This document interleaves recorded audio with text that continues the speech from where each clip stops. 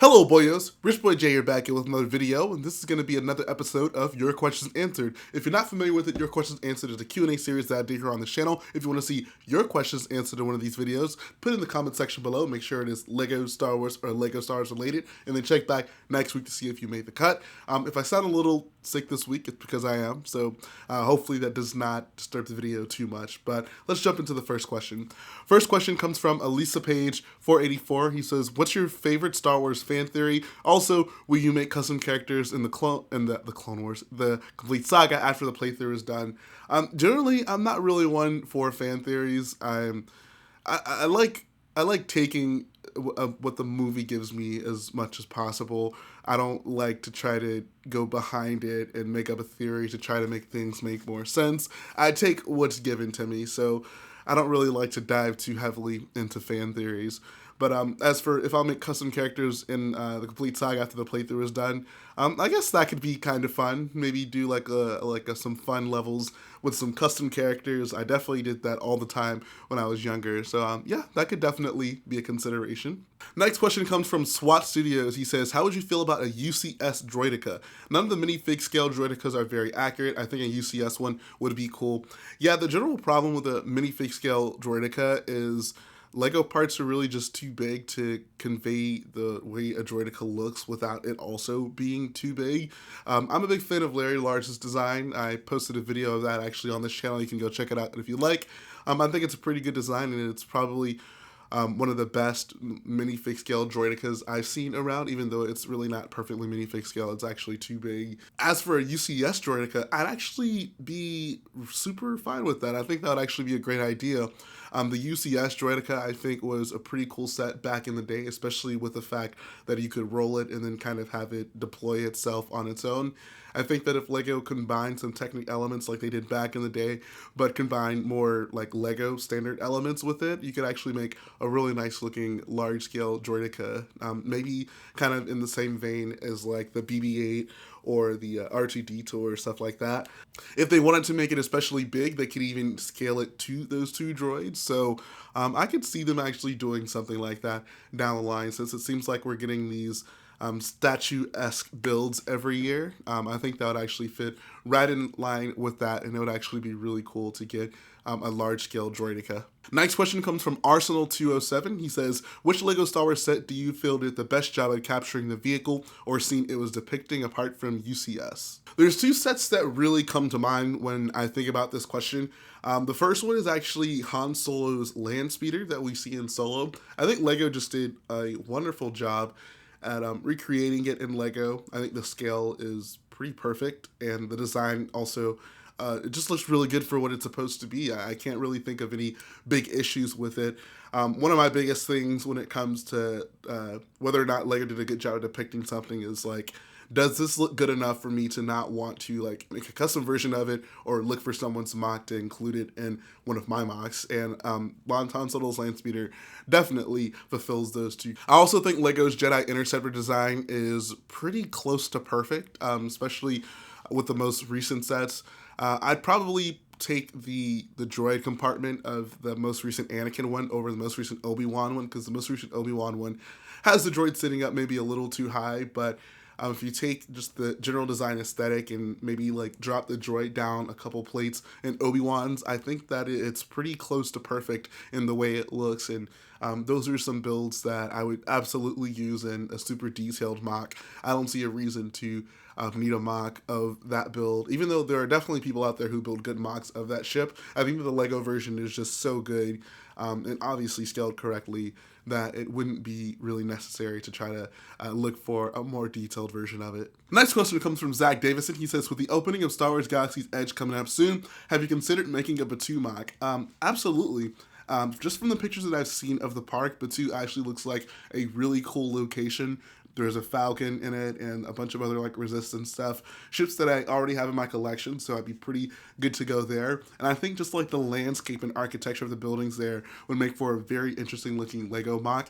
It also would just be an interesting build because, I mean, the way that the park is constructed, like Batuu is supposed to be canon, right? So you could kind of build that into your MOC, and you can have people walking around that are, I mean, for the park's sake, they're spectators, but for the MOC and lore's sake, they're actually just people, inhabitants of Batu, walking around and enjoying themselves. So absolutely, I think Batu would actually make a really cool looking MOC.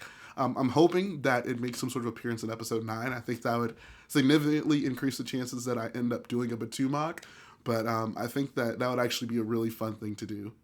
Next question comes from Forever Lego Studios. He says, I couldn't agree more with the MOC build series discussion. I would love to see it as more on the regular scene. My question for this week is, what are you most excited or interested in to see at Brickworld Chicago, whether it be a MOC or people? So it's funny you asked this question. I think of all the MOCs that I know are going to be there, which honestly really isn't a lot, I'm probably most excited to see your MOC. If you guys haven't looked at it, Forever Lego Studios is making a pretty large-scale Hoth MOC. The finale of the MOC series will actually be up sometime this week, so if you haven't already, make sure you go check out his channel and look at some of the previous updates, get yourself familiarized with it, because you'll see the finished version of it this week. So if you haven't looked at it already, right now is really the perfect time to go check him out. So there's your plug, Hunter. Hope you appreciate that. Outside of that, I think that just meeting with old friends that I've met before in the community, people I really only get to see like once or twice a year at these conventions, is definitely up there. Meeting new people, meeting fans is always just the most mind-blowing experience. It never gets old, having people come up to you who recognize you, who are fans of the channel. I think it's just really one of the best things ever. So I'm super excited about that as well. Hopefully we have a good turnout, a bunch of boyos show up, and we can meet up, and I get to meet a lot of you who are maybe even watching this video right now. So yeah, I'm actually super stoked for Brickworld Chicago. It's going to be next week. If you guys weren't planning on going and you're in the area, I certainly urge you to do so. Brickworld is, I think, the best convention that I go to every year. Last year was my first year. I've been to many other conventions outside of that, and Brickworld is easily at the top of the list, or at least among those at the top of the list. So yeah, go check out your local LEGO conventions, guys. Next question comes from Kessel Productions. He says, would you ever do a huge collab with Matt the Brick Wiz? Yes, absolutely. We would love to do that. I think that after episode 9 would probably be the best opportunity for us to do something like that, considering there's going to be such a large gap between episode 9 as a film and then the new trilogy, which will start in like 2022. So that gives us a lot of like downtime away from the films to really like go all in on a big collab based on literally anything. I'm not exactly sure what we would do if it did happen, but that is something we actually talk about quite a bit. Logistically, it's not the easiest thing to work out just because Matt lives in New Jersey, I live in Texas. Those are obviously very far from each other, but one day we'll definitely make it happen. Large scale collab MOC. We would hope to involve a few other builders in it, like David Hall or Chris Productions, and hopefully coordinate something where we all end up in the same place so we can contribute to a big MOC between some of the bigger LEGO Star Wars YouTubers. So that is something that is always on my mind, and I'm sure Matt is definitely all in on doing it once we can coordinate something like that. So stay tuned, guys. Next question comes from Jake Turka. He says, are you working on any more music? I actually am. So I'm planning on doing some sort of like music video at Brickworld Chicago. So if you're there, you want to be in a music video, we'll probably end up doing something along those lines. Still working out a lot of the details on it. I want to make some sort of song about LEGO conventions. And I would love to film the video, obviously, at a very big LEGO convention. So I'm still not 100% sure exactly how that's going to work out, but we'll see when we get there. I'm actually super excited to do it. So yeah, apparently this is becoming a music channel almost as much as it is a LEGO Star Wars channel. So I got to provide you guys with the music that you've been oh so desperately wanting.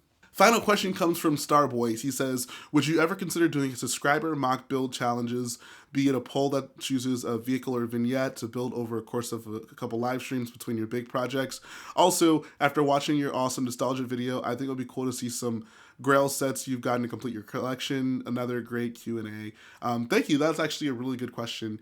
That'd be interesting, like to pull out a poll out there and say like, what do you guys want me to build? And I'll build it either live or I probably wouldn't want to build something like that live just because building live really requires me to know exactly what I'm building. It's kind of difficult to be interactive but also be creative and really think critically about a design when you're live. So I can maybe work on some of it live, but I wouldn't want to the bulk of that mock live. But I like the general idea. I've always wanted to do some sort of fans choice mock.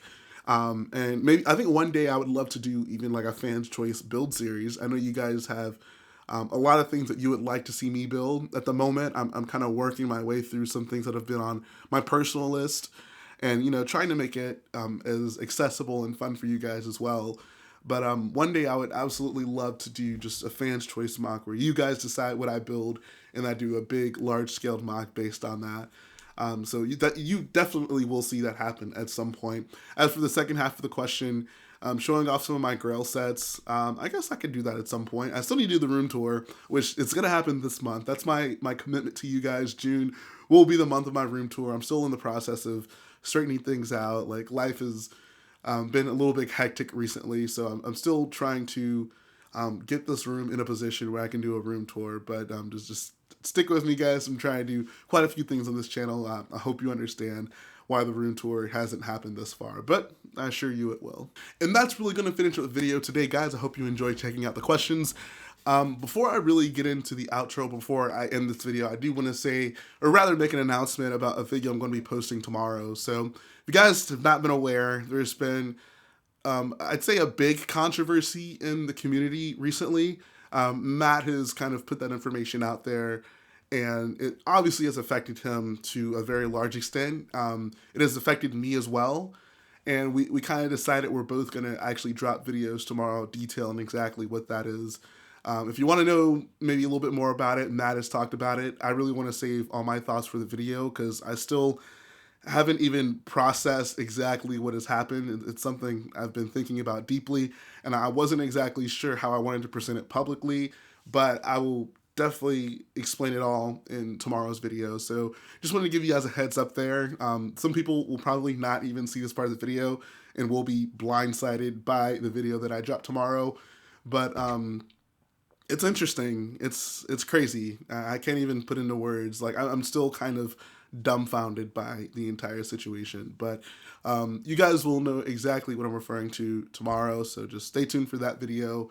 And that's really all I got for you today. So if you like what I do, go ahead and support this video by hitting the like button, support the channel by smashing that subscribe button, and I'll be back again very soon.